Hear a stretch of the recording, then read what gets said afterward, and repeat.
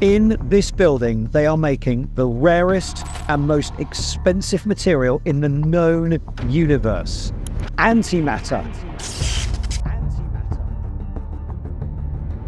The European Council for Nuclear Research, where the internet started and the Higgs Boson was discovered, might be doing some dark experiments. Since 1954, this place has been at the forefront of huge scientific breakthroughs. This giant machine could even create a black hole, and that's got a lot of people worried about messing with nature's very own building blocks. What if these experiments get out of hand, mixing up our reality like the Mandela Effect? Explore with us the eerie possibilities hidden behind the European Council for Nuclear Research's walls. What if the collider creates a massive black hole? The European Council for Nuclear Research has been criticized for not sharing enough detailed information about its operations. This has led many to demand more transparency, particularly regarding the activities involving the Large Hadron Collider. The collider, a marvel of modern engineering, raises concerns about the possible consequences of altering fundamental natural forces. It's vital to address these issues openly to clarify the work being done and assess its risks versus its benefits. The research at the European Council for Nuclear Research has greatly enhanced our understanding of particle physics and the universe. However, there is a strong argument for engaging the public more thoroughly and providing clear, accessible information about cutting-edge experiments. This type of engagement can help demystify the research process and address any concerns that might arise. Maintaining an ongoing conversation about these topics is important. It connects complex scientific research with the general public, helping to ensure that scientific advances are accompanied by public understanding and consent. By openly discussing both the successes and the potential dangers of such research, the community can gain a better appreciation of the high stakes involved in these scientific ventures. This dialogue could also help build a more informed and engaged public, ready to understand and support scientific progress while being aware of its implications. Following our discussion on how the public is becoming more interested, let's look at the big news from the European Council for Nuclear Research and the intense discussions it started. When the European Council for Nuclear Research revealed its plans to build the largest particle accelerator ever, it sparked a flurry of speculation about the potential impacts of managing such tremendous energy. This accelerator, known as the Large Hadron Collider, was engineered to speed up particles almost to the speed of light before smashing them into each other. This breaks the particles apart and releases enormous amounts of energy. These high-energy collisions fueled concerns that they might create black holes due to the intense forces involved. Some experts have voiced concerns that if a black hole were to form with a significant amount of mass, it could start pulling in the smallest particles near it. As it absorbs more material, its gravitational pull could increase, potentially to the point where it might begin to attract the Earth itself. These theorists worry that such an event could happen so quickly that there would be no opportunity for an effective response from humanity. In contrast, scientists at the European Council for Nuclear Research have frequently assured the public that the chance of such a devastating occurrence is extremely low. They point out that while it's theoretically possible to produce a black hole, the physics of these particle collisions suggest any black hole would be tiny and short-lived, disintegrating almost immediately due to what's known as Hawking radiation, thus representing no real danger to our planet. Despite these reassurances, the controversy remains active. Critics call for more rigorous oversight and greater transparency regarding these high-risk experiments. They challenge the morality of conducting research that, even in theory, could lead to a global disaster. This ongoing skepticism remains as the European Council for Nuclear Research continues to explore the edges of scientific capability. The persistent debate highlights critical issues about the balance needed between advancing scientific knowledge and managing the risks that come with venturing into new areas of research. The particle physics investigations conducted by the European Council for Nuclear Research have not only expanded our understanding of the universe's fundamental elements, but have also sparked important discussions on the necessary precautions and ethical considerations required in pioneering scientific research. These debates underscore the importance of ensuring that the pursuit of knowledge does not unintentionally result in adverse outcomes. Physicist Michio Kaku commented in a 2008 article about the Large Hadron Collider, the world's largest particle accelerator, expressing a clear message. If an event is so unlikely to occur within the lifespan of the universe, physicists should be direct in telling the public it won't happen. This statement was particularly relevant to concerns that the collider could potentially create black holes. Kaku pointed out that even if black holes were produced, they would be incredibly tiny and last only briefly, disappearing almost as soon as they formed because they would have very little mass and energy. Thus, while black holes themselves might not be a significant danger, there are other, more complex questions about what the collider might do. These high-energy experiments have ignited intense discussions that go well beyond the basics of particle physics. Some people are worried that the high levels of energy used could be disrupting the very structure of reality, perhaps allowing unknown phenomena to emerge from the collision points. The Large Hadron Collider operates with huge amounts of energy to push particles to nearly the speed of light, all while keeping the system extremely cold to avoid any malfunctions. This intense use of energy, along with the physical force needed to crash particles into each other, has led to concerns that we might be on the brink of causing real damage to the fabric of our world. These thoughts are partly fueled by theories like the multiverse theory, which suggests that countless other universes exist alongside our own. According to this theory, every possible scenario plays out in its own separate universe. This introduces the idea that the collider's high-energy collisions could be creating gateways to these other dimensions. Essentially, each experiment at the collider could be more than a scientific test. It could be an accidental excursion into these numerous other realms, pushing the boundaries of what we understand as reality and possibly extending into new dimensions. Next, we'll see how the world's most powerful experiments might be changing our reality. Could collider experiments open gateways to new dimensions? The Large Hadron Collider, managed by the European Council for Nuclear Research, has raised substantial concerns among critics who are uneasy about its powerful capabilities. A widespread theory suggests that the collider's high-intensity experiments might be powerful enough to disrupt our very sense of reality, potentially opening gateways to other dimensions. Such openings could allow not only particles but whole segments of data from these alternative realities to intermingle with our own world, or possibly move into those other dimensions. The unpredictable nature of what might come through these openings has sparked fears of unforeseen and potentially drastic consequences. Those critical of the collider's operations argue that the experiments it conducts come with risks of disastrous effects. They liken these potential scenarios to the way black holes might connect to white holes in distant universes through cosmic tunnels, which could serve as conduits for the flow of matter and information. From this perspective, the collider is seen not just as a scientific instrument for colliding particles, but as a device that might literally create rifts in the universe's fabric, pushing the limits of our known physical laws.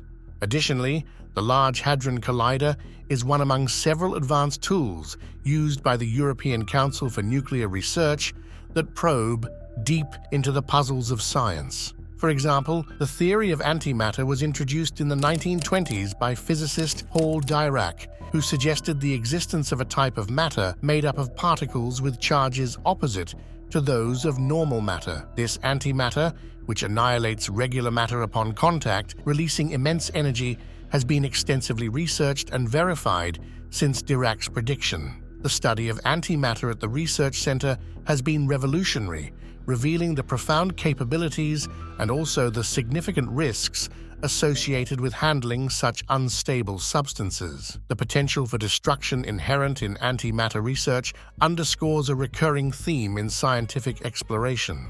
With the power to achieve significant breakthroughs comes the risk of significant dangers. The European Council for Nuclear Research has been at the forefront of antimatter research for more than 50 years. In 1995, they made history by being the first to create antimatter in a laboratory. This breakthrough has sparked extensive discussions about the European Council for Nuclear Research's intentions with the antimatter they produce. There's a great deal of fascination with how this technology could be used for space travel, especially the idea of powering spacecraft with antimatter to achieve speeds faster than light, something that might be expected from highly advanced alien civilizations. Antimatter is compelling because it is the exact opposite of the matter that makes up our everyday world. When antimatter and matter meet, they destroy each other in a powerful release of energy. This process, where mass is converted directly into energy, is described by Einstein's equation, and it suggests that antimatter could be an incredibly efficient energy source. Supporters of this technology believe it could eventually allow us to manipulate the fabric of space-time, enabling travel at speeds like those depicted in science fiction. Yet, the possibilities offered by antimatter are not all positive. There is increasing concern that such potent energy could be harnessed to develop weapons far more devastating than any current nuclear arsenal. The destructive potential of antimatter, if weaponized, could be so immense that it dwarfs all existing weapons. Furthermore, the European Council for Nuclear Research's cutting-edge experiments, especially with the Large Hadron Collider, have given rise to some quite speculative theories. Among these is the idea that the collider could be powerful enough to change our very reality, leading us into different versions of our world. This concept is linked to the Mandela Effect, a situation where large groups of people remember historical events differently. Some suggest that these memory discrepancies could be the result of us shifting between realities, an event possibly triggered by the high-energy experiments at the European Council for Nuclear Research. Having explored how powerful experiments might alter our reality, let's now look at the term Mandela Effect. So the term Mandela Effect was coined in 2009 by Fiona Broome, who identifies herself as a paranormal consultant. She created a website to discuss her unusual memory of Nelson Mandela, the renowned leader of the anti-apartheid movement in South Africa, dying in prison back in the 1980s. Broome described remembering specific details such as news broadcasts of his death and a heartfelt eulogy delivered by his widow, events that never actually happened. In reality, Nelson Mandela was released from prison in 1990, later became the president of South Africa, and passed away in 2013. Broome soon realized that she was not the only one with these vivid but incorrect memories. She found that many others also recalled seeing news coverage of Mandela's death long before his actual death in 2013. This phenomenon of large groups of people sharing a specific false memory sparked a compelling question. How can so many people remember something that never occurred? Broome offers several theories to explain this. Her first theory draws on the concept of many worlds from quantum mechanics, suggesting that if an infinite number of parallel universes exist, it could be possible that our memories are intersecting with those from alternate realities where these false memories are true. Her second theory is more controversial, proposing that our reality might be a simulated environment like a computer program, and what we perceive as memories might just be glitches, errors in the program that mistakenly alter historical events. These propositions challenge our fundamental understanding of memory and reality. They raise significant questions about the accuracy of our memories and the reliability of human cognition. If memories can be so detailed yet fundamentally wrong, it throws into question the dependability of our mental processes. Additionally, the idea that we might be living in a simulated reality opens up vast implications for our understanding of existence itself. These theories encourage lively debates in both scientific and philosophical realms. They prompt us to doubt the stability of the world we perceive and question the authenticity of our experiences. Are we simply beings within a complex simulation, experiencing a crafted version of reality? Or is there a deeper, more intricate mechanism at play in the universe that we have yet to comprehend? Now, let's explore the Mandela Effect, where our memories and reality don't seem to match up. Thinking about other worlds we can't see or touch. Other theories propose that the Mandela Effect could be due to time travelers changing our history to prevent problems caused by paradoxes.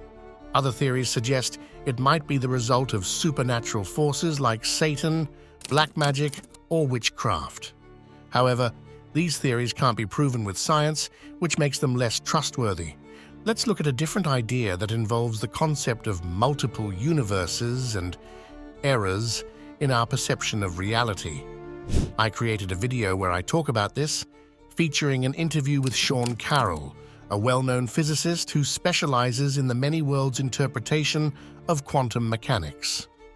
According to this theory, the universe splits into various branches each time a quantum event occurs. This could lead to an infinite number of universes where anything that physics doesn't forbid could happen, including a universe where Nelson Mandela died in the 1980s. Many scientists, including Sean Carroll, believe these countless universes actually exist. But here's where I need to clear up a common misunderstanding. Just because these alternate universes might be real doesn't mean we can communicate with them or transfer our consciousness to one of them. The theory states that any form of communication or information transfer between these universes is impossible. It's not just a matter of following quantum mechanics. It also involves fundamental laws like the conservation of energy and information, which would be broken if such interactions were allowed. The interest in the Mandela Effect and theories like the many worlds concept shows how much people are fascinated by the unknown and the limits of what we understand. While thinking about multiple universes and time travel can excite our imaginations, it's crucial to base our discussions on what can be observed and scientifically verified. After focusing on what we can actually see and prove, let's explore the intriguing topic of quantum mechanics, where reality appears to split into many different paths. The concept of branching in quantum mechanics is both fascinating and complex. In simple terms, when you as an observer interact with a quantum event, such as measuring the spin of an electron, the universe divides into two distinct paths. This creates two versions of you, much like identical twins. In one reality, you observe the electron spinning upwards, and in the alternate reality, it spins downwards. These two realities are completely separate, each functioning as its own closed system where all energy and information are contained within that specific universe. As a result, no energy, information, or consciousness can move between these distinct universes.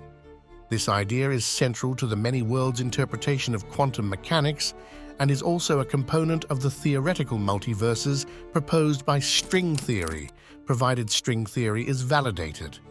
These scientific frameworks propose an incredibly vast array of possibilities and realities, yet they strictly limit any interaction between these different realities. In essence, each universe is isolated, preventing any form of transfer between them. Understanding this theory involves a substantial shift in our usual way of thinking. It forces us to question our foundational beliefs about reality and our own existence. What does it mean for our understanding of existence if the universe really does split into countless versions that we can never reach or interact with? It suggests a universe brimming with infinite possibilities that are, however, perpetually out of our grasp and understanding. Having considered a universe with endless unseen possibilities, Let's now imagine our reality might be as flexible and manipulated where everything we know could be unreal. What if the world we experience is not as solid and unchangeable as we believe, but rather like the fictional environments seen on Star Trek's holodeck? Picture our entire universe as an enormous computer simulation. Within this scenario, could the odd memories we have, ones that don't fit with our perceived reality, be due to errors in the program or deliberate changes made by the controllers of the simulation? This theory might help explain why we recall events differently from how they actually occurred.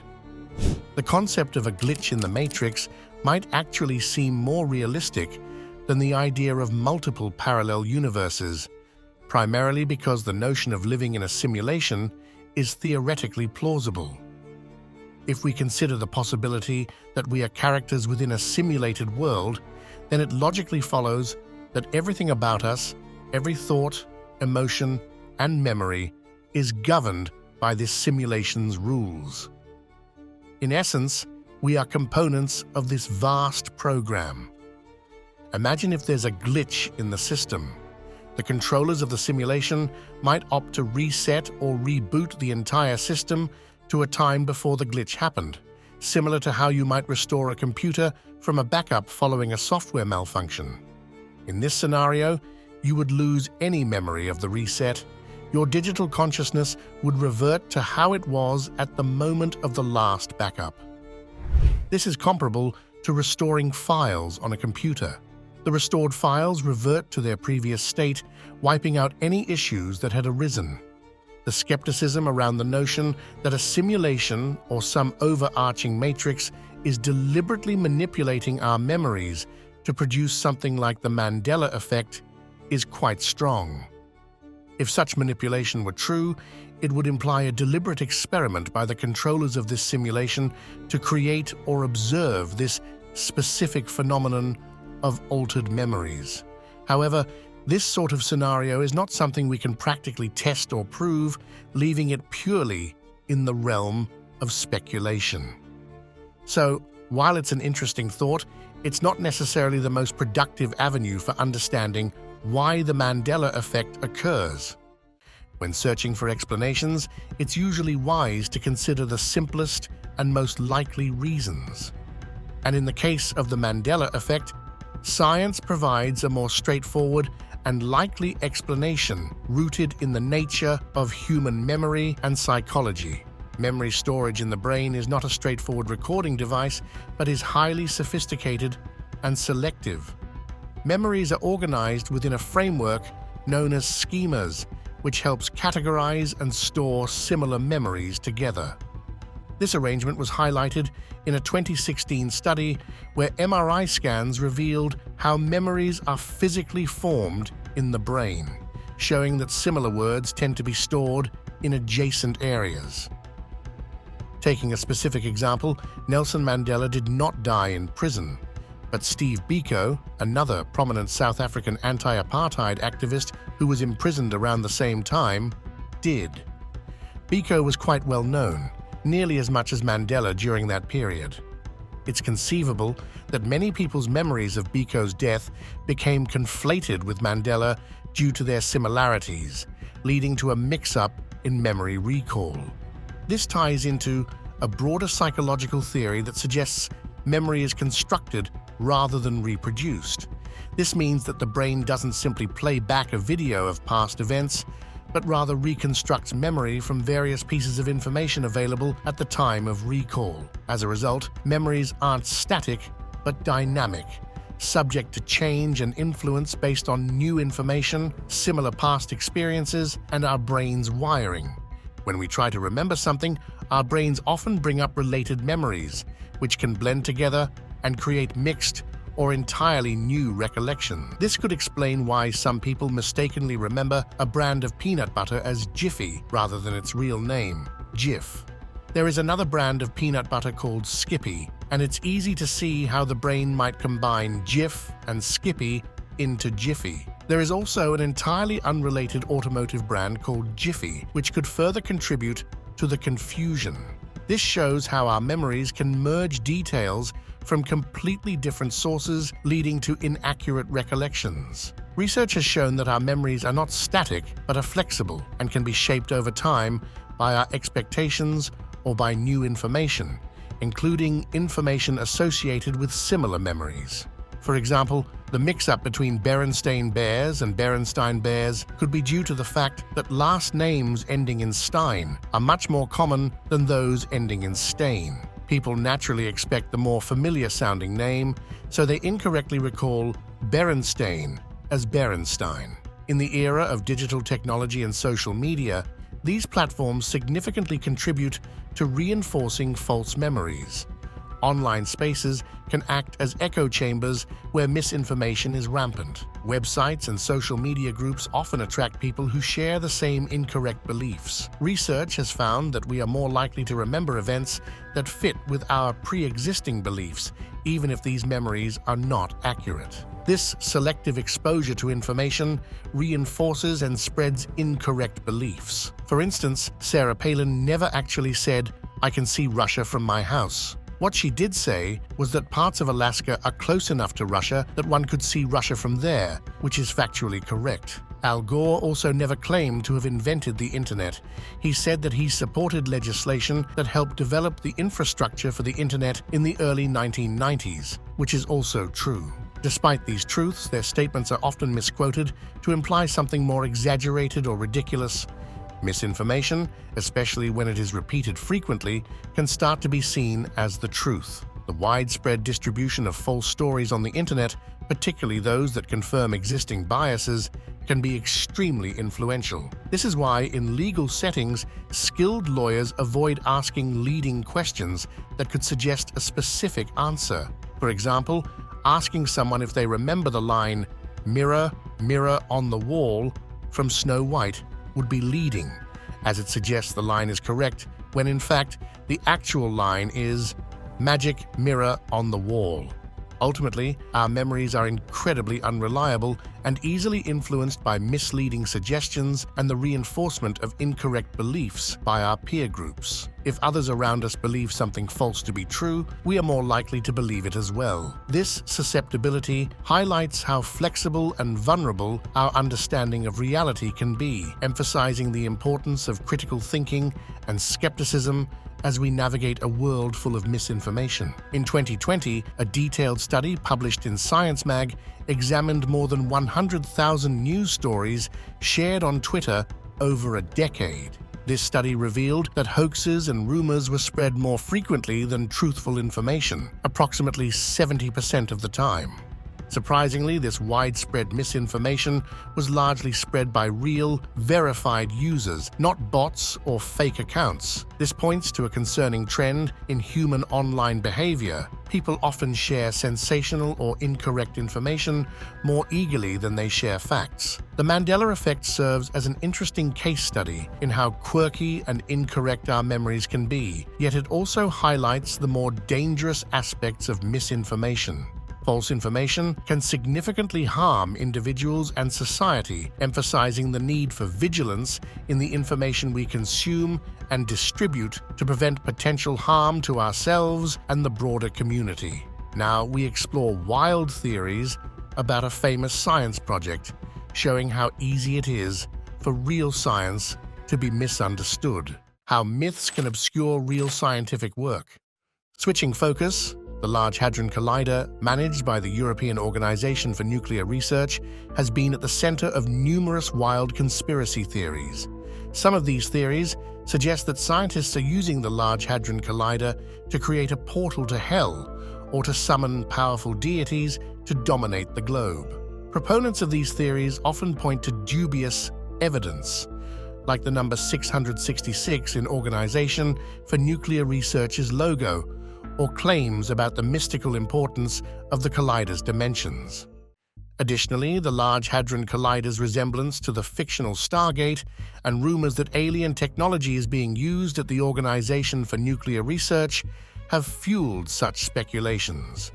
Another element often discussed is the statue of the Hindu deity Lord Shiva at the European Organization for Nuclear Research, which conspiracy theorists argue indicates a malevolent intent to destroy and remake the world. While these theories are imaginative, they underscore a significant problem with public understanding of science and technology.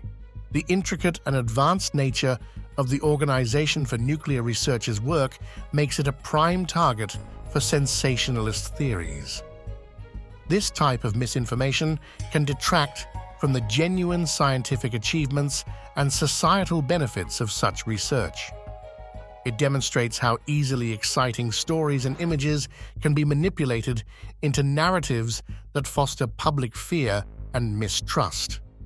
From understanding how narratives can influence public perception, let's shift to a specific example involving the statue of Lord Shiva at the European Organization for Nuclear Research, a symbol of international friendship.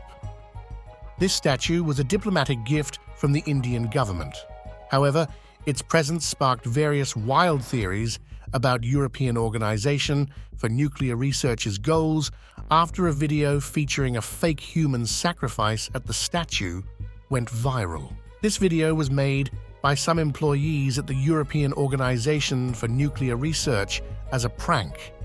In response, the European Organization for Nuclear Research has repeatedly and clearly stated that the Large Hadron Collider is incapable of opening any sort of portal to other dimensions or mystical realms, whether hellish or heavenly. As the Large Hadron Collider is set to be switched on again, scientists and the general public are hopeful that these bizarre theories will be debunked once more and that no paranormal occurrences will be triggered.